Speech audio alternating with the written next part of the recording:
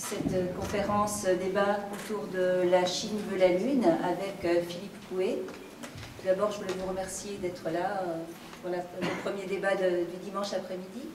Certains étaient déjà là hier après-midi. Monsieur Coué est déjà intervenu sur Neil Armstrong hier. Donc, petite présentation quand même pour ceux qui n'étaient pas là. Philippe Coué a effectué pas mal de recherches sur l'astronautique et à chaque fois en lien avec des pays un peu exotiques. Au lieu de s'intéresser uniquement aux États-Unis et à la Russie, Philippe Coué s'est intéressé à l'espace au Moyen-Orient et en Afrique du Nord. Et il a ensuite sur les vols habités chinois. Mais je crois que la Chine, ça représente quand même la plus grosse partie de vos travaux de recherche. Et donc, s'en est suivi énormément d'articles dans des revues comme Ciel et Espace. Oui, alors bonjour à tous. Je vous laisse vous présenter un peu plus en détail. Parce que donc, Philippe Coué, qui m'intéresse à des sujets exotiques, effectivement. Donc, d'abord l'espace en Moyen-Orient et en Afrique du Nord, la Chine. Alors, la Chine, je suis tombé dedans quand j'étais petit, presque. Et j'ai toujours suivi, en fait, le développement de cette nation au niveau spatial. Et à partir d'une époque où il ne se passait pas grand-chose, à part un ou deux lancements de fusées par an. Cela dit, il y avait déjà énormément de potentiel, et on sentait bien que si on allait suivre en fait la courbe d'évolution déjà à cette époque, il y a 30 ans, qu'on pouvait peut-être arriver aujourd'hui à des choses assez extraordinaires. En 79-80, c'était un pari, parce que personne ne pouvait imaginer en fait ce qui allait véritablement se passer. Et ce pari-là a été, je veux dire, gagné par rapport à ce que je pouvais imaginer, parce que même lorsque j'ai écrit La Chine veut la Lune il y a 7 ans maintenant, je ne pouvais pas imaginer que les plans chinois dépasseraient en fait ce que j'annonçais. Et je dois dire que depuis maintenant 2005-2006, on assiste à une véritable accélération au niveau de l'astronautique en Chine. Donc voilà, et c'est ce que je voulais vous faire partager cet après-midi, vous présenter un peu la situation aujourd'hui en Chine, et puis la dynamique actuelle et vers quoi on va. Voilà, si je peux me présenter un petit peu plus si vous voulez, mais me présenter comme quelqu'un qui m'intéresse obsessionnellement à la Chine, c'est déjà une bonne chose. À ce point-là. Et donc voilà, donc je vous fais, si vous voulez, c'est pas un travail que je fais au niveau professionnel, je le fais en dehors du cadre professionnel. Et donc maintenant je tiens à le partager avec le plus grand nombre. Alors pourquoi? Parce que la conquête spatiale est une chose qui doit être connue, qu'on peut faire connaître. Il y a toujours motif à rêver à la conquête de l'espace et à imaginer en fait un certain futur. Jusqu'à présent, on avait l'habitude de le faire avec la Russie, les États-Unis, l'Europe. J'ai décidé d'ajouter un petit peu de Chine, parce que ça me semblait quand même important maintenant d'en parler. Voilà. Alors, donc, vous êtes chargé de mission chez Dassault, par ailleurs. Tout à fait. Alors, le premier réflexe, c'était de se dire qu'il y avait un lien entre les deux. Or, pas du tout. Vos recherches sur l'espace, sur les programmes spatiaux... Le lien, il est spatial, évidemment, quoi. J'en fais des deux côtés. Mais chez Dassault, on s'occupe en fait d'études de véhicules aérospatiaux. Donc ça, c'est le travail de tous les jours, qui est non seulement de faire la promotion du secteur, mais de répondre aussi à des appels d'offres, d'être une force de proposition dans ce domaine. En particulier, nous sommes sur un projet très important pour nous en ce moment, qui est un projet qui a été lancé par la Suisse et qui vise en fait à faire un véhicule suborbital. Alors en réalité, le véhicule suborbital qui a été sélectionné par nos amis suisses est un véhicule qui a été étudié chez nous. Donc il était logique qu'on s'y mette. Le calendrier est très tendu puisqu'on doit faire les premiers lancements de satellites en 2017. Il y aura déjà une maquette qui devrait être présentée sur un Airbus à la fin de l'année. On devrait, l'objectif c'est de transporter en fait des gens au-delà de 100 km en vol suborbital à partir de 2018-2019. Et on ne travaille pas seul, donc on a tout un ensemble d'industriels très connus avec nous, en particulier le véhicule, le module pressurisé qui sera embarqué dans la navette suborbitale et conçu par Thales Alenia Space, des gens qui sont très, très connus pour leurs compétences dans ce domaine-là, plus d'autres industriels. C'est quelque chose qui se développe, auquel on croit beaucoup. On est sur suborbital depuis maintenant 15 ans.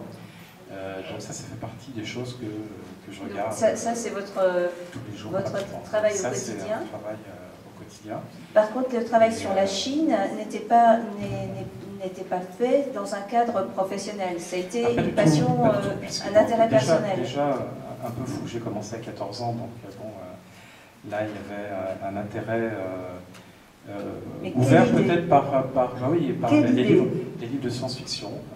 Je trouvais très incongru que des auteurs puissent seulement imaginer que la Chine puisse faire de l'espace et en plus envoyer des hommes dans l'espace.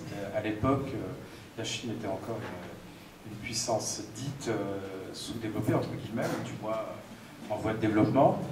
Donc c'était très osé. Moi je voulais absolument savoir pourquoi on pouvait avoir de telles idées. Et puis finalement, les recherches s'accumulant, j'ai eu un certain nombre d'éléments en main, et puis à un moment donné, je me suis dit, il faut en parler, il faut diffuser cette information-là. Alors, comment à 14 ans, on peut avoir des informations sur ce qui se passe en Chine, sur des programmes qui ne sont pas communiqués? Eh bien, on n'en a pas, presque pas. En fait, on est simplement, à l'époque, c'est surtout la lecture des magazines scientifiques disponibles. Je vous rappelle, parce que ça peut paraître idiot de le dire, mais il n'y avait pas Internet.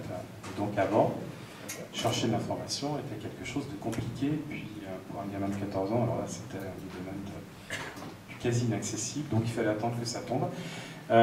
Mais il y avait des habitudes de prise, en particulier la lecture de magazines comme Aérocosmos, qui est un magazine français spécialisé dans l'aéronautique et l'espace, et puis donc là, régulièrement, il y avait des choses qui arrivaient par ce biais-là.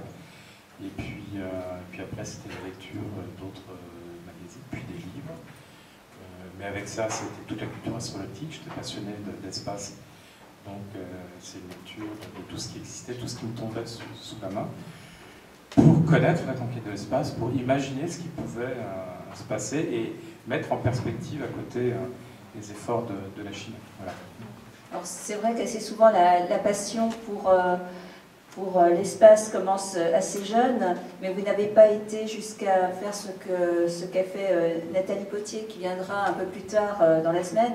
Elle était fascinée par l'espace et elle a décidé, après son bac, de partir faire ses études en Russie alors qu'elle ne connaissait pas le russe, contre l'avis de toute personne autour d'elle. Vous n'êtes pas parti en Chine quand même non, je suis allé en Chine, mais pas du tout étudier. Et effectivement, le nombre de personnes qui m'ont déconseillé de m'intéresser à ce pays sont nombreuses. Le nombre de gens qui m'ont dit que ça ne servait strictement à rien de m'intéresser à la Chine ou faire des livres, il y en avait énormément. Il fallait franchement pas les écouter. Et puis quand on voit ce qui se passe maintenant, ils avaient tout faux, tout simplement. Donc, voilà. D'accord. Donc revenons maintenant un peu au programme chinois proprement parlé. Est-ce que vous pourriez nous donner les différentes phases, les points importants, et le jour où vous vous êtes dit, ça y est, ça marche? Parce que je pense que tout le monde ne connaît pas les grandes dates. Non, c'est pas comme ça que ça s'est passé, en fait. C'était très lent au départ. Donc c'était 2 à 3 tirs par an, très longtemps. C'est-à-dire, à quelle période? Alors, je dirais que ça commençait en fait à bouger un peu dans les années 80, quand ils avaient des velléités de vouloir commercialiser leurs fusées. Et puis, il y a eu une accélération. On est arrivé à un cycle de lancement plus important dans les années 90, puis une accélération dans les années 2000, suite aux décisions en fait, qui ont été prises 10 ans auparavant. Et donc, effectivement, là, on assistait à beaucoup plus de lancements, beaucoup plus d'opérations. Mais il faut peut-être que je revienne en arrière un petit peu. Pour, pour expliquer peut-être sur comment ils ont créé cette technologie, avec qui ils travaillaient, voilà. Est-ce que c'est un pays très fermé? Hier, je vais simplement revenir sur en fait, l'événement d'hier soir qui a eu lieu ici à 19h, qui était une performance faite par nos amis allemands sur le personnage de Werner von Braun. Alors, je reviens vers lui parce que quand les Américains en fait, sont allés en Allemagne, en fait, non seulement pour prendre la main, mais aussi pour en fait, acquérir toutes les technologies développées par l'Allemagne. Il y avait aussi dans l'objectif d'interroger évidemment tous les savants qui avaient participé en fait, au développement des fusées et puis des aéronefs. Et puis évidemment, ils avaient dans le collimateur l'un d'entre eux qui était Werner von Braun, qui était le directeur en fait, du développement des fusées. Et pour interroger en fait, les savants allemands, ils avaient dépêché en, fait, en Allemagne toutes sortes de savants, des savants américains qui étaient spécialisés dans l'aérodynamique et puis les fusées. Et alors, il y avait en fait dans l'opération Lusty, et avec ces savants américains, le célèbre von Karman, mais surtout Tien. En réalité, Tien était un jeune immigré chinois qui avait fait ses études aux États-Unis avant la guerre et qui était devenu en fait un maître de l'aérodynamique, qui était à l'origine de nombreuses théories nouvelles dans le domaine de la vitesse et des engins qui vont très vite. Et donc, on a jugé utile que ce soit Tien, donc celui qui va devenir le père du programme spatial chinois, qui interroge Werner von Braun. Donc là, on a le 6 mai 1945, en fait, une extraordinaire, un extraordinaire événement où on a face à face von Braun qui va exposer en fait ses visions d'avenir, qui va très peu parler des V2, mais qui va s'emballer pour dire que ces V2 pourraient servir à faire telle ou telle chose. Or, Tien avait à peu près les mêmes visions, mais n'avait pas vu les réalisations pratiques des fusées, et puis donc Werner von Braun apportait tout ça. Et donc ce Tien, pour des raisons politiques, va être expulsé à tort en Chine. On va l'accuser d'amitié avec les communistes à l'époque du macartisme, donc c'était complètement faux, mais à l'époque ça passait pas. Donc il est renvoyé en 1955 en Chine. Non, parce que lui, il vivait aux États-Unis. C'était un chercheur. C'était un chercheur d'origine chinoise, qui était un aérodynamicien et qui travaillait déjà sur les fusées et sur les navettes spatiales. En fait, le côté pratique de la navette a été inventé par Zenger, un savant d'origine autrichienne et qui travaillait avec l'Allemagne nazie. Tien, lui, on peut dire qu'il y avait la théorie des navettes. Tout ce qui fait qu'en matière aérodynamique, une navette peut voler, c'est Tien en fait, qui l'a mis en œuvre pendant la guerre et juste après. Et donc il s'est fait connaître en fait aux États-Unis en 1952 avec ses projets de véhicules électriques ultra rapides qui étaient l'ancêtre de la navette. Et alors on laisse partir un ingénieur, un savant, un visionnaire en Chine avec toutes les connaissances. Toutes les connaissances. D'accord. Et évidemment, c'est une prise de guerre fantastique pour la Chine. C'est une prise de guerre. C'est le retour au bercail dans la mère patrie d'un savant génial et qui va être mis à contribution pour créer en fait le programme de missiles de la Chine. Et alors là, c'est un élément historique intéressant. Parce que... là, on est en quelle année? Alors, on est en 1956-57. D'accord.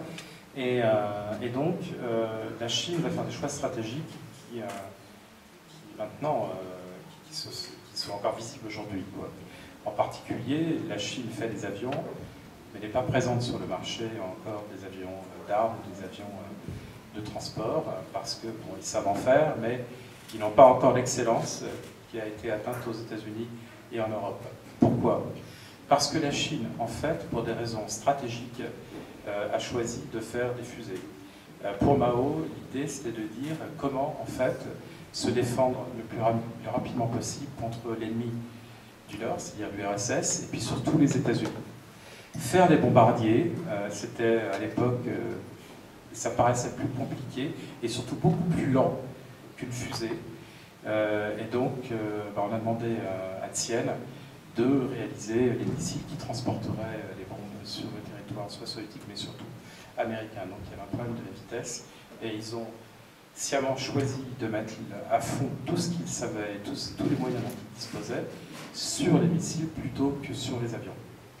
Donc c'est paradoxal, on a une Chine maintenant qui excelle en matière spatiale et qui traîne encore les pieds en matière d'aviation. Mais ça, c'est dû aux décisions qui ont été prises en 56 et 57. D'accord, donc on ne peut pas du tout penser que la Chine avait fait des choix en suivant les mêmes stratégies que l'URSS ou que les États-Unis. Ils ont fait un choix délibéré dès le départ d'une autre façon d'aborder la recherche. C'est-à-dire que les États-Unis et l'URSS, de toute manière, étaient sur les deux voies, aéronautique et puis spatiale. Alors, avec l'URSS en avance de phase, parce qu'elle aussi, elle avait un problème pour atteindre en fait, le territoire des États-Unis. Les États-Unis, en fait, encerclaient l'URSS avec ses bases aériennes, mais il fallait, pour l'URSS, avoir un vecteur très rapide pour transporter ses bombes sur le territoire américain. Et c'est pour cette raison qu'ils ont développé des Super V2, qui sont devenus la fameuse fusée R7, qui est la base du Soyouz aujourd'hui, et qui est toujours utilisée 60 ans plus tard. C'est à cause de cet éloignement du territoire américain qu'ils ont eux aussi mis la gomme sur les missiles et les fusées. Mais eux maîtrisaient de toute manière l'aéronautique. Alors que la Chine n'avait aucune maîtrise particulière, capacité particulière après la guerre, et ils ont eux sciemment choisi d'aller directement, parce qu'il n'y avait pas le choix pour atteindre rapidement les États-Unis, il n'y avait que le missile qui permettait de le faire. Et à ce moment-là, dès 1958, ils ont commencé à tenter de coopérer avec les Russes, ça a duré 2 ans, et finalement ils l'ont fait seul. Le programme spatial est né en fait de cette capacité à faire des fusées.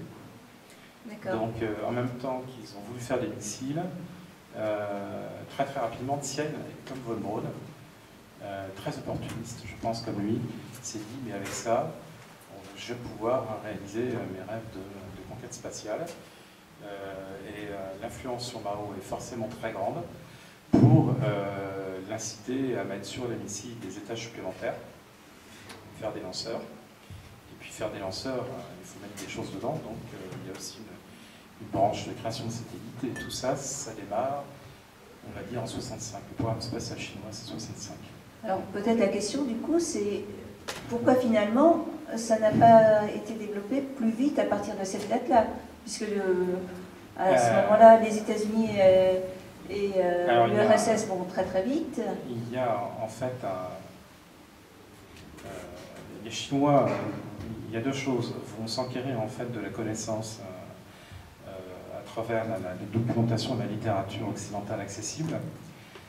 Donc pour eux, ça va leur permettre en fait d'avoir une certaine éducation à l'astronautique. Et puis, mais par contre, il manque de tout. L'astronautique en fait exige des matériaux, exige en fait aussi des procédés qui sont compliqués à mettre en œuvre. Et donc, au début, c'est très difficile. Et puis, n'oubliez pas, à partir de 1966, c'est la révolution culturelle. Donc la Chine, à ce moment-là, commence à être totalement désorganisée. Donc au même moment où on a en fait un effort spatial qui est ordonné par Mao, il y a les bouleversements en fait, de la révolution culturelle qui vont perdurer jusqu'en 71-72, et à partir de 68, le Premier ministre Chou En-lai décide que tout ça est stratégique et donc va extraire en fait de la révolution culturelle tous les organismes et puis le système qui participent à la mise en œuvre des armes et puis du spatial. Donc les ingénieurs ne seront plus menacés à partir de 68-69. Donc il y a eu 2 années de grand chaos où rien ne pouvait pratiquement se faire. Et en plus, les moyens de transport ne fonctionnaient pas. C'était très problématique. Au niveau théorique, ça continue à avancer en fait, dans les bureaux d'études et dans les centres de recherche, mais rien ne pouvait se faire concrètement pour fabriquer des lanceurs ou des satellites. Voilà, donc ça c'est toute la genèse. Ça c'est toute la genèse. Et puis alors, ils sont curieux les Chinois parce que en réalité, là encore, ils prennent des décisions stratégiques qui vont avoir un grand impact par la suite. C'est que Mao, lui, un Spoutnik, pourquoi pas, mais ce qui fait rêver les gens en fait dans les années 60, c'est le transport des cosmonautes. Donc ils demandent en fait à ces ingénieurs qui n'ont aucune maîtrise de quoi que ce soit dans le domaine des satellites, ils disent ben, c'est simple, nous on veut maintenant, on va montrer au monde qu'on peut envoyer dans l'espace 5 cosmonautes avec un seul vaisseau. Ça c'était en ça c'est en 66-67. D'accord. Et les ingénieurs ont beau démontrer que c'est strictement impossible, ils ne veulent rien entendre.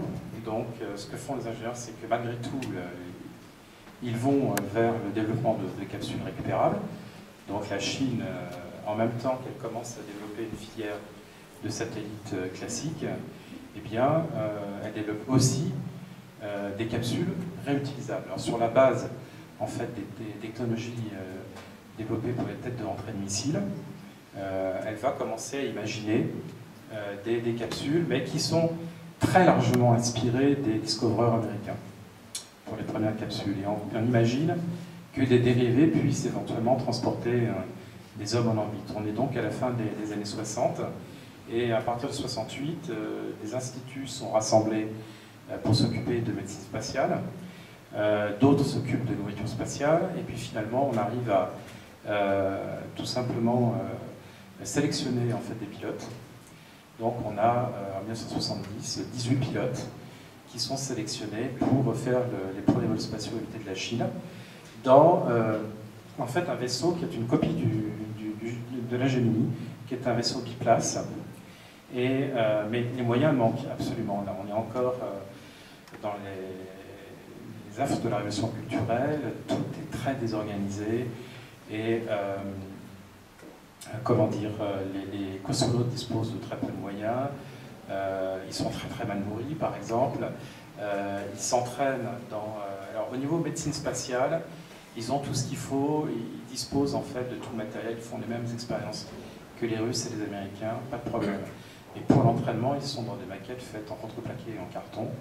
C'est bon voilà quoi, ça montre ce qui se passait à l'époque. En parallèle, il y avait des lanceurs qui étaient mis au point, qui vont réaliser effectivement la première mise en orbite d'un satellite en 70. Mais très franchement, le programme spatial habité, lui, il a du mal à décoller. Et puis alors, il y a quelque chose qui se passe, qui est une tentative de coup d'État, qui a lieu en 1971. Et il faut savoir que chaque programme en fait, spatial chinois a un nom de code. Et pour le programme de vol habité des années 60-70, il s'agissait du projet 714.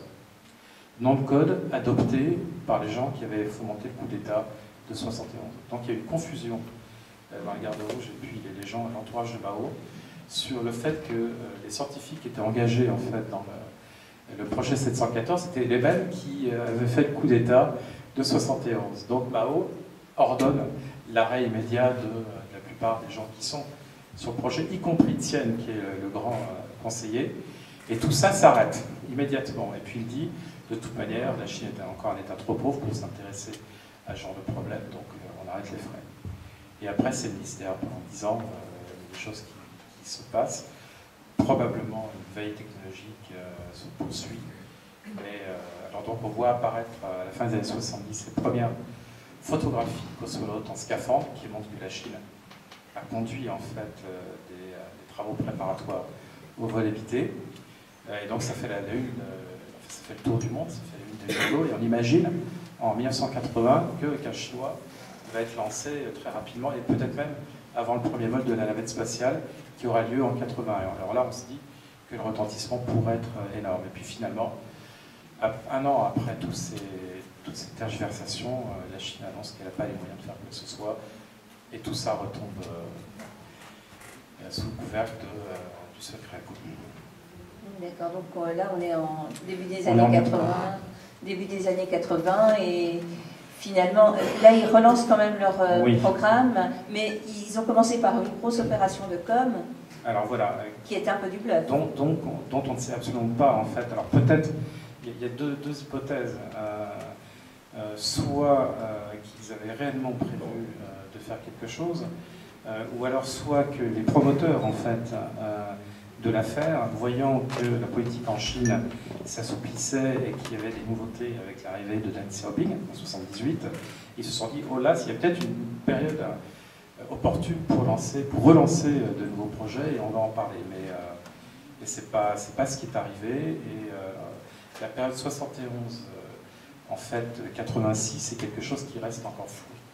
Donc on a eu des photos en 79-80, on ne sait pas vraiment à quoi elles correspondent d'un point de vue programmatique. Mais c'est à partir de 86 que tout va changer. Donc je devrais dire à partir de 83, avec le discours de Reagan sur l'initiative de défense stratégique, qui va faire durement réagir la Chine, parce que là, elle est persuadée que les États-Unis vont faire des choses, même si c'est un immense coup de bluff. Ce qu'annoncent les États-Unis, c'est assez prodigieux. Ils se disent, c'est pas possible, là il faut qu'on réagisse. Alors, ils vont faire comme ce qu'on a fait en Europe avec le programme Eureka, donc un immense programme de recherche technologique qui s'appelle le projet 863, mais qui est bien plus vaste qu'Eureka et qui existe toujours aujourd'hui et qui concerne absolument tous les développements des sciences et techniques. Deng Xiaoping, qui veut libéraliser en fait l'économie de la Chine, en fait soutient que tout ça ne pourra pas se faire réellement si la Chine en fait n'acquiert pas des nouvelles connaissances en sciences et techniques, et puis s'il n'arrive pas un jour à être autonome dans tous ces domaines. Donc le projet 863 est le démarrage d'un chantier tout à fait exceptionnel en sciences et en technique en Asie. Et évidemment, dans ce projet 863, il y a une branche spatiale où on va remettre tout à plat et puis voir si ce qui est bon pour la Chine. Et en particulier, on va réexaminer les lanceurs, on va réexaminer le vol habité. Et pour le vol habité, eh bien, on aura 6 projets de navettes spatiales et un projet de véhicule balistique. Et alors, la navette est très en vogue, parce qu'aux États-Unis, le shuttle vole, parce qu'en URSS, il y a la navette Buran qui est en développement, et les Chinois sont persuadés qu'il ne faut pas passer par une capsule, mais foncer et aller directement sur la navette. Donc il va y avoir en fait 4 ans de compétition acharnée entre les bureaux d'études pour faire valoir en fait leurs différents projets. Et finalement, c'est la capsule qui va l'emporter, parce que même si la navette est plus sexy, les Chinois reconnaissent qu'ils n'auront pas toutes les technos, pas tous les moyens financiers pour pouvoir le faire. Parce que technologiquement, c'est quand même... il y a un gap à franchir entre une capsule et la navette. Tout à fait, parce qu'une capsule n'a pas besoin d'être pilotée à la rentrée. C'est purement balistique, à partir du moment où vous déclenchez la rentrée. Après, c'est immuable. Il n'y a plus de possibilité de déploiement latéral, c'est-à-dire de possibilité d'aller à droite ou à gauche. Et il faut bien choisir son point d'atterrissage pour recommander en fait, la descente de la capsule. C'est vraiment très peu flexible. Mais en même temps, les Américains et les Russes y sont arrivés, et la Chine récupère des engins spatiaux, parce que en même temps, comme je disais tout à l'heure, qu'elle faisait des satellites, elle a aussi, dès 1975, récupéré des capsules. Donc elle a une compétence en capsules réutilisables, récupérables. C'est-à-dire qu'elle a continué à envoyer des... Qu'est-ce que vous voulez dire par récupérer des capsules? Tout simplement, il y avait en fait des satellites qui étaient, on va dire, dans les années 70-80, des satellites technologiques, surtout, pour apprendre en fait à faire des télécoms, à faire de l'observation. Et il y avait aussi, dans le domaine militaire, le fait d'envoyer dans ces fameuses capsules, dotées de caméras et puis de films, pour prendre des photos de la Terre pendant 5 jours, 10 jours, 3 semaines. Et puis ensuite, les capsules revenaient et on récupérait les films. Voilà. Et elle en était, en 86-90, il y avait déjà eu une quinzaine de récupérations d'objets de ce type. Donc elle maîtrisait bien les rentrées balistiques, et en revanche, la rentrée planée, pilotée dans l'agence spatiale, c'était quelque chose de très très compliqué. Donc, ils prennent la décision en 90, plutôt vers la capsule balistique, et puis définitivement en 92, le fait de faire un vaisseau non réutilisable, et qui va beaucoup s'apparenter au Soyuz. D'accord, donc il s'inspire... Alors il s'inspire pour les fonctionnalités, du système russe, mais le vaisseau Shenzhou n'a strictement rien à voir avec le Soyouz dans sa motorisation, dans l'avionique qui est à bord, etc. Donc c'est un vaisseau qui est 100% chinois. C'est la politique de ce qu'on appelle la réinnovation à la chinoise, qui consiste à prendre les fonctionnalités des meilleurs objets techniques qui peuvent exister dans le monde, et puis après à en refaire une version tout à fait autochtone. Donc Shenzhou ressemble au Soyouz, parce que les Chinois considèrent qu'à ce moment-là, c'est le vaisseau qui est le plus intelligent à utiliser par rapport à leurs besoins à eux. Mais c'est un vaisseau qui est très très différent, et ils vont trouver des astuces pour pouvoir avancer avec cet engin qui paraît un peu ancien, mais avec lequel ils vont malgré tout faire des progrès. D'accord, donc là, ils vont commencer à faire des essais en vue de faire des vols habités. Je fais une chose. Oui, oui, allez-y. Alors oui, c'est un programme qui démarre en septembre 1992. Et on peut dire qu'en fin 98, tout est pratiquement prêt. Donc ils ont mis 5 ans pour non seulement élaborer les engins spatiaux, mais aussi faire toute l'infrastructure qui va avec. C'est-à-dire les pas de tir, enfin le pas de tir à Shushan est terminé en 97. Le centre de commande de Pékin est terminé aussi en 97. Donc vous voyez, il y a eu 5 ans entre le moment où on prend la décision de le faire et puis celui où tout existe finalement. Là, du coup, c'est très court comme, alors, c'est délai pour un programme spatial. Effectivement, là, on assiste déjà par rapport à ce qui se faisait auparavant à une certaine petite accélération, quoi. Et puis, ils visaient, alors ça, c'est accessoire, mais ils auraient bien aimé que le premier vol du Shenzhou se fasse pour le 50e anniversaire de la République populaire, c'est-à-dire en octobre 99. Bon, ça sera à quelques semaines de décalage. Mais il y avait aussi ils voulaient faire cette démonstration qui, effectivement, pour la Chine était très, très importante. Donc le matériel est prêt en 98 et il sera testé, effectivement, en 99 pour la première fois. D'accord. Donc en 99, ils commencent à envoyer des vols habités. Alors, ils vont faire en fait 4 missions automatiques. Oui.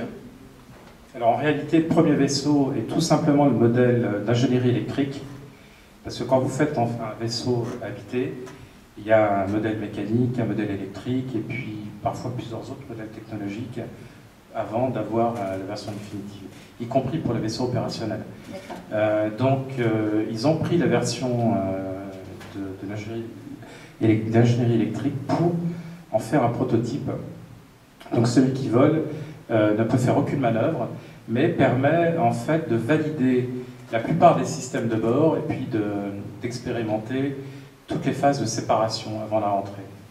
Parce qu'avant la rentrée, on doit séparer du module orbital, puis du module de service, pour finalement récupérer la capsule. Voilà. À partir de Shenzhou 2, on a le véhicule quasi opérationnel. Et donc on aura 3 vols automatiques, le 2, le 3 et le 4. Le vol numéro 2 ne se passe pas bien. Il est probable que la Chine a perdu la capsule à l'atterrissage, en particulier en raison de la communication qui a été faite pendant le vol qui était ultra euphorique. Et puis d'un seul coup, il n'y a plus rien au moment du retour, alors que justement c'était une des périodes qui étaient les plus démonstratives. Et là, rien du tout. Et d'après ce que disaient les Chinois, c'est les problèmes de suspente au niveau du parachute qui ont été problématiques, qui ont fait cracher l'engin. J'imagine que quand ça ne marche pas, c'est très compliqué d'avoir des informations. C'est un peu compliqué d'avoir des informations. Ça nécessite d'avoir une certaine habitude pour pouvoir apprécier en fait ce qui est donné par Pékin. Parce qu'il y a toute une politique de communication qui est faite. Alors il faut savoir aussi surveiller ce qui est donné dans les blogs.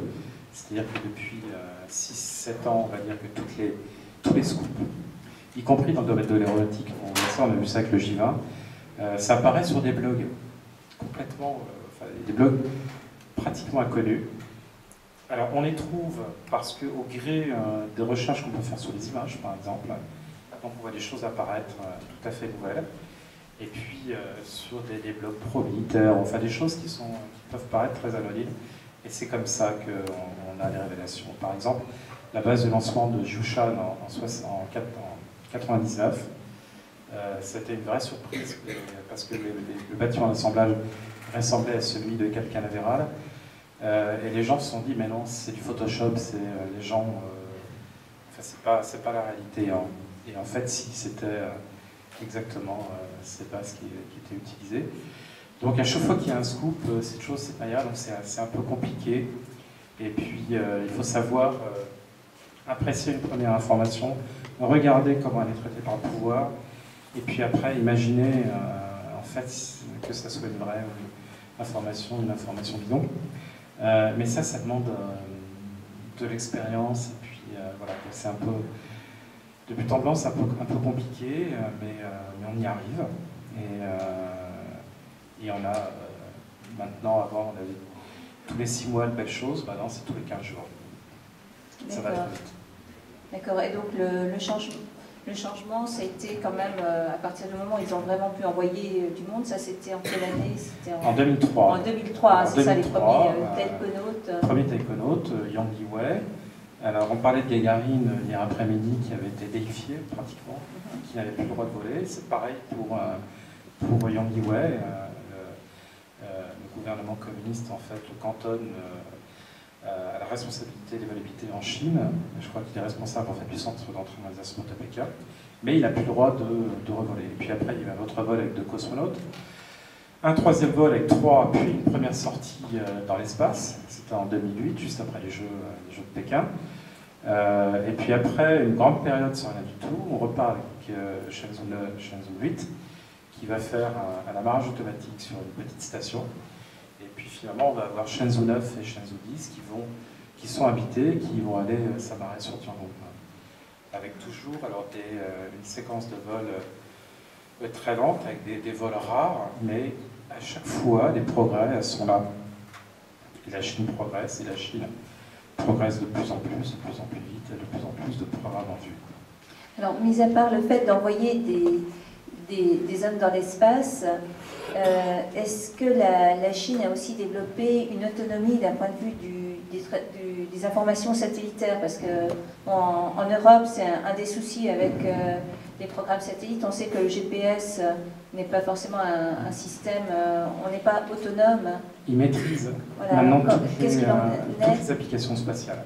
À partir des années 90, ils ont commencé en fait à entrer absolument dans tous les domaines. Et on peut dire que ça va jusqu'à la navigation par satellite, puisque le système Beidou est un système qui fonctionne au niveau régional et qui fonctionnera au niveau international. Comme le GPS ou GLONASS, à partir de 2018 selon leurs annonces. Donc c'est quelque chose à laquelle ils tenaient beaucoup.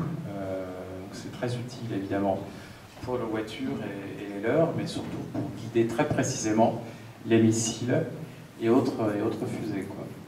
Donc ça, ils le maîtrisent. Il faut dire aussi que le programme chinois est un programme essentiellement dual.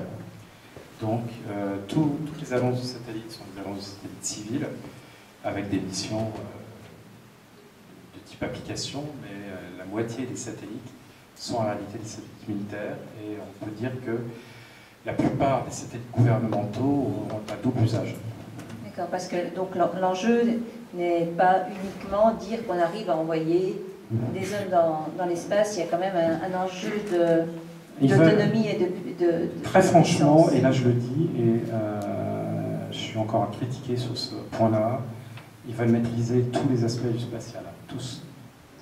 Donc ça passe par le civil, ça passe par le militaire, ça passe par les applications, ça passe par le mobilité, ça passe par le réutilisable qu'on va voir débouler dans les années qui arrivent. Et ils veulent en fait maîtriser l'espace. Ils considèrent, à tort ou à raison, que celui qui maîtrise l'espace peut légitimement se présenter comme une puissance majeure, et donc ils s'habillent en fait de tous les apparats de grande puissance avec le spatial, et dans tous les domaines. Et par rapport à l'Europe, par rapport à Galiléo, ils en sont où? Ils sont en avance. Ils sont en avance. Ils sont en avance. Alors, ils ont voulu coopérer avec l'Europe. Alors c'est très curieux parce qu'en Europe, on était très enclin à vouloir coopérer avec eux, alors qu'ils étaient déjà en train de faire leur propre système. Donc vous pouvez imaginer qu'il y avait peut-être autre chose sur le fait de vouloir coopérer avec l'Europe. Et finalement, ils n'ont pas fait partie de Galileo, ils ont fait eux-mêmes leur propre... Mais ils ont commencé par coopérer? Non, ils ont commencé oui. eux-mêmes. Après, ils sont venus pour coopérer sur Galileo. D'accord. Ça n'a pas duré très longtemps. Et puis finalement, ils sont retournés faire le leur. Et avec un système qui visiblement fonctionne bien. Et ils mettent énormément de moyens pour que la constellation s'enrichisse chaque année de nouveaux engins, de manière à avoir une couverture de plus en plus complète et globale. D'accord. Donc là, maintenant, on va juste faire peut-être parler du dernier programme, puisqu'il y a quand même ce livre La Chine de la Lune. Alors, quid des envois de... Alors, ce livre-là a 6 ans. Oui. Donc, c'est déjà le pari que j'avais fait, parce que depuis 2000... c'est d'actualité en même temps. Voilà, et puis parce que la Chine entretient une ambiguïté dans la communication en matière lunaire et en matière de velléité. À chaque velléité, ou du moins à chaque vol de Shenzhou, on fait parler des dignitaires chinois et du programme spatial sur la Lune. Donc on ne comprenait pas bien en fait l'intérêt d'évoquer les deux choses en même temps, parce que il y a des vols en orbite basse d'un côté, puis l'exploration de la Lune qui est autre chose.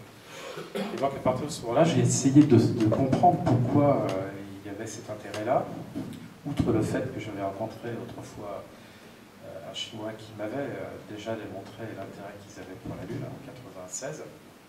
Donc je voulais m'y intéresser. Et donc le livre est sorti seulement 2 ans après le lancement officiel d'un programme d'exploration de la Lune, donc là qui actait l'intérêt de la Chine pour la Lune avec le programme de sonde Chang'e. Donc ils ont lancé 2 sondes autour de la Lune, une première pour savoir comment naviguer vers la Lune, et puis après pour se mettre en orbite et faire une reconnaissance globale de l'astre. Mais une reconnaissance depuis l'orbite polaire, parce que pendant les années 60, on faisait surtout la reconnaissance des régions équatoriales, celles où on voulait faire atterrir les astronautes. Donc les régions polaires avaient été plus ou moins délaissées. Donc eux, ils ont voulu reconnaître la totalité de la Lune en envoyant systématiquement leurs sondes en orbite polaire. À partir de Chang'e 2, après avoir obtenu une cartographie globale de la Lune, ils voulaient en fait sélectionner des zones d'exploration propices pour faire atterrir en fait un Chang'e 3, un atterrisseur. Et cet atterrisseur va partir en principe le 3 décembre. Il fera une croisière de 112 heures vers la Lune, puis se mettra 9 jours en orbite autour de la Lune, et ensuite atterrira dans le golfe des Iris. Et cet atterrisseur en fait déposera un petit rover qui étendra les possibilités d'exploration autour de lui. Donc c'est une opération dont vous avez à mon avis beaucoup entendre parler, parce que ça fait maintenant 37 ans qu'on n'est pas retourné sur la Lune de cette manière, et un peu plus même qu'on a roulé. Donc autour de Noël, vous devriez avoir des superbes images si tout se passe bien, de la Lune, mais transmis et par un atterrisseur chinois et par un rover. Et à mon avis, c'est la première étape de la Chine qui va envoyer ses taïkonautes sur la Lune. Donc avant, c'est un secret de polichinelle, on va dire. Maintenant, c'est même plus un secret, ils en parlent très ouvertement dans les communications scientifiques, ils donnent même des dates, etc. Et ça fait 3 ans maintenant qu'on a des scénarios de vol pour aller sur la Lune. Et quand vous regardez l'atterrisseur qui va partir dans quelques semaines vers la Lune, il est surdimensionné en fait pour un petit rover.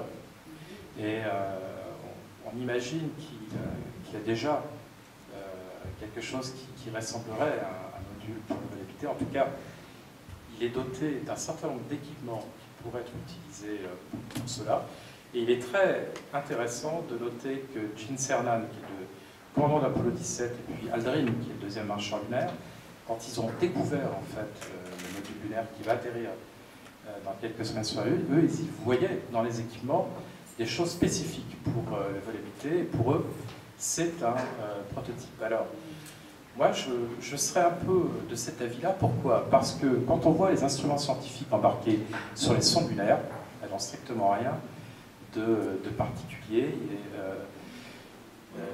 La Chine découvre rien de sensationnel sur la Lune, plus que les Russes et les Américains l'ont fait.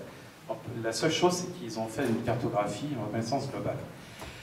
En fait, il faut voir chaque opération comme en fait, le préalable à la suivante. Et il faut voir les sondes Chang'e plus comme des démonstrateurs, par rapport à les sondes scientifiques, c'est plus des objets technologiques destinés, en fait, à chaque fois à apprendre comment aller vers la Lune, comment se mettre en orbite, comment on va atterrir, plutôt que des missions scientifiques prioritaires. Ça, c'est mon avis. Et on va bien voir ce qui va se dérouler, en fait, avec Chang'e 3. Mais je serais étonné que ce ne soit pas le cas, c'est-à-dire préparer la mission suivante. Nous redonnons maintenant le contrôle de votre appareil de télévision jusqu'à la prochaine émission de...